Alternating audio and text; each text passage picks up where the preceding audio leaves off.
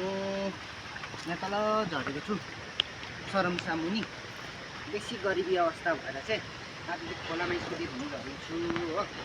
So scooty पनि अलिक भारी भन्छ त्यो भनेर चाहिँ आज स्कुटी धुनु झरिरहेको छु हो। यहाँ मजाले स्कुटी धुनु आज धेरै भएको छ स्कुटी नधुएको पनि।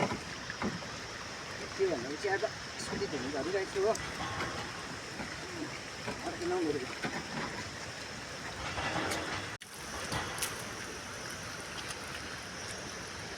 म चाहिँ घरदेखि जग बोकेर आएको छु स्कुटी धुनुको लागि चाहिँ। किनकि मलाई याद थियो यो एरियामा चाहिँ बट्टाहरू पाइँदैन भनेर चाहिँ पुरा बट्टा ल्याएको छु। कालो साबुन ल्याएको छु मैले। जालो पनि बोकिकन आएको छु।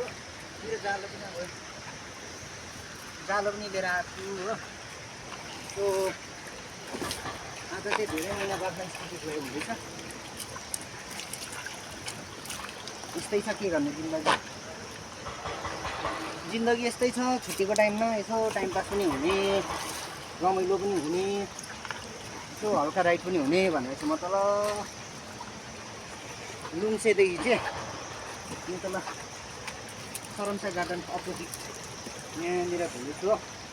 पानी चाहिँ जतिसम्म लाग्छ सफाइ होला, रनिङ वाटर अब मैला हुँदैन भनेर सुनेको थिएँ, त्यही भनेर चाहिँ घुम्दैछु हो। सो हेर्दै गर्नुहोस् होला। बाइ। हेलो, गर्मी निकै भयो। फाइनल्ली मैले मेरो स्कुटी धोएर सकिसकेको छु।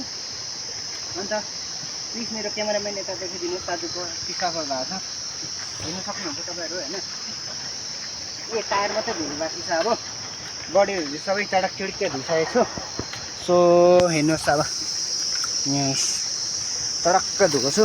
पानी चाहिँ यो माथि चाहिँ सरमसा गार्डन हो डल्लै हो, मजाको छ।